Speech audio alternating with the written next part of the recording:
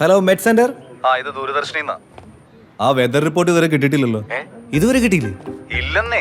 ഇതിപ്പോ കുറച്ചു ദിവസമായിട്ട് സ്ഥിരം ഡിലേ ആണ്. ഇവിടെ വാർത്തയ്ക്ക് സമയമായി. ഞാനൊരു കാര്യം ചെയ്യാം, അങ്ങോട്ടേക്ക് കണക്ട് ചെയ്യാം. പറയാനുള്ളത് എന്താന്ന് വെച്ചാ നേരിട്ട് പറഞ്ഞു. ശരി. പിന്നെ ഹെഡിനെയും കൂടെ ഒന്ന് വിളിച്ച് പറഞ്ഞു. ഓക്കെ. ഓക്കെ.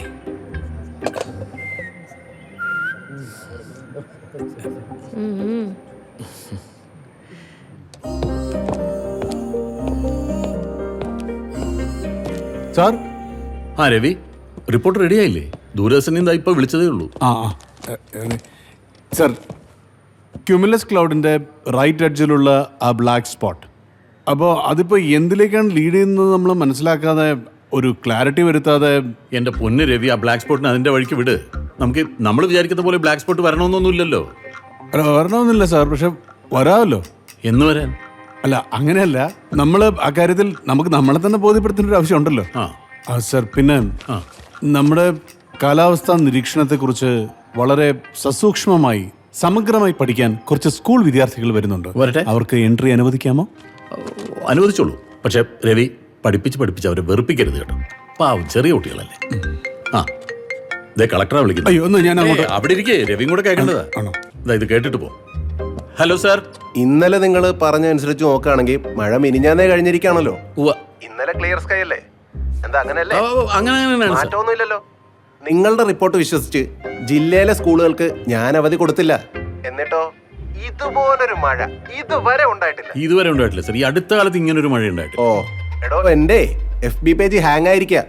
കുട്ടികളൊക്കെ ട്രോൾ ചെയ്തിട്ടേ. നമുക്ക് കിട്ടുന്ന ഡാറ്റാസ് വെച്ച് ഫോർകാസ്റ്റ് ചെയ്യാനല്ലേ സാർ പറ്റുള്ളൂ. അല്ലാതെ ഈ അന്തരീക്ഷത്തിൽ പെട്ടെന്ന് വരുന്ന മാറ്റങ്ങളൊന്നും നമ്മുടെ കയ്യിലല്ലല്ലോ സാർ. മതി. രവിയല്ലേ? രവിയാണ് സാർ. അയാളോട് എന്നെ ഒന്ന് വിളിക്കാൻ പറയും. ഈ ഫ്ലഡ് സിറ്റുവേഷൻ എനിക്കൊന്ന് ഡിസ്കസ് ചെയ്യാനാ. ഞാൻ പറയാം സാർ. അയാൾ ചായ കുടിക്കാനോ മറ്റോ പുറത്തു പോയതാ. അയാൾ വരുമ്പോൾ ഞാൻ പറയാം. സാർ കേട്ടല്ലോ, ഇപ്പൊ ക്ലാരിറ്റി കിട്ടിയോ? ഒരു 2 മിനിറ്റ് കൂടെ വെയിറ്റ് ചെയ്ത് ആ ദൂരദർശൻകാരുടെ തെറിയും കൂടെ കേട്ടിട്ട് പോ. വേണ്ട സാർ.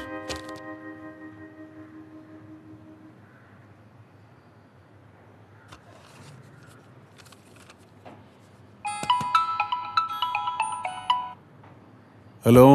അതെ, ഇന്ന് മഴ പെയ്യോ രവിയേട്ടാ? ഞാനിവിടെ 100 കാര്യങ്ങൾ. നീ വെച്ചിട്ട് പോയ. അങ്ങനെ ഫോൺ വെക്കാനൊന്നും പറ്റില്ല. ഈ ഫ്ലാറ്റിൽ ഒറ്റയ്ക്ക് അടച്ചു പൂട്ടിയിരുന്നിട്ടേ എന്റെ തല അതിലും ചൂട് പിടിച്ചിരിക്കും. അതിന് ഞാൻ വിളിച്ചതേ ആ 2Cയിലെ ആൻസിയെ ഇന്ന് മുളക് കഴുകി. ആൻസിയുടെ മുളക് ഞാനും തമ്മിൽ എന്ത് വന്നു? അതെ, റൂഫ് ടോപ്പിലൊന്ന് ഉണക്കാൻ വെക്കാനായിരുന്നു. രവിയേട്ടനോട് ചോദിച്ചിട്ട് കൃത്യമായിട്ട് പറയാന്ന് ഞാൻ പറഞ്ഞു. എനിക്കൊരു ഗമയില്ല രവിയേട്ടാ, മഴ പെയ്യോ ഇന്ന്? ഇടിയും മിന്നലും ചേർന്നൊരു മഴ പെയ്യാനും പെയ്യാതിരിക്കാനും സാധ്യതയുണ്ട്. വേണ്ട നാളെ തന്നെ വിടാം. ഇതങ്ങ് വെച്ച് താമസിപ്പിക്കണ്ട. ശരി, വെക്കണേ, പിന്നെ കാണാം.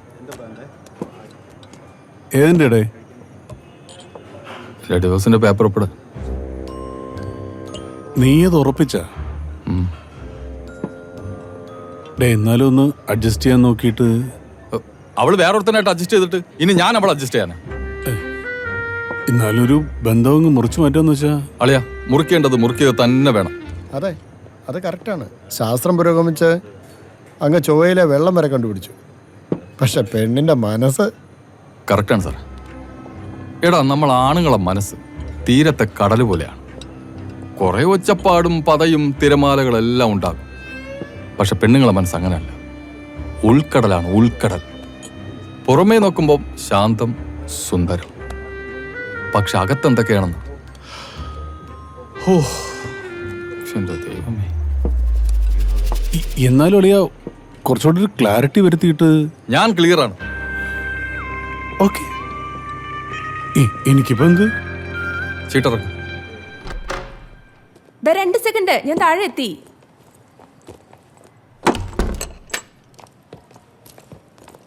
ഇതെന്താ പടി കയറി വരുന്ന ലിഫ്റ്റ്?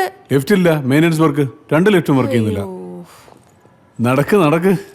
ഇന്നെന്താ നൈറ്റ് ഷിഫ്റ്റ് ആണോ? നമ്മൾക്ക് എന്ത് ഡേ നൈറ്റ്. ഒരു ലൈവ് കവറേജ് ഉണ്ട്. രാത്രി എന്ത് റോഡ് ഉപരോധമാണ് അത്രേ. നമ്മൾ പോണം. മോളിൽ നിന്നുള്ള ഓർഡർ. പോട്ടെ. റിപ്പോർട്ടർ കാർ റോദൻ.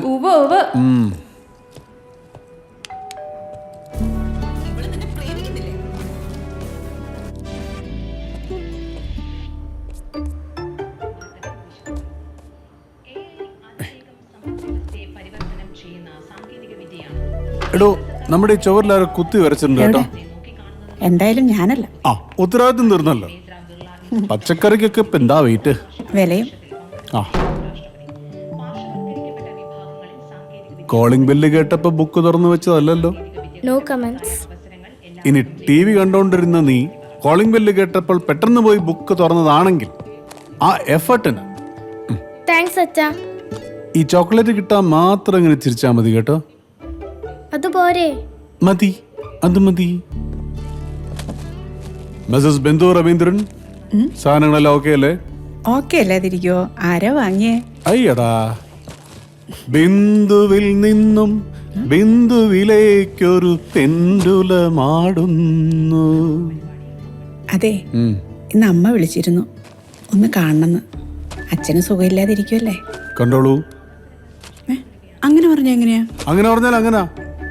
ബിന്ദു, നമ്മൾ ഈ കാര്യം വീണ്ടും ഡിസ്കസ് ചെയ്യേണ്ട കാര്യമില്ല. 10 കൊല്ലമായി. നിനക്ക് വേണമെങ്കിൽ നീ പോയി കാണൂ. ഞാനില്ല.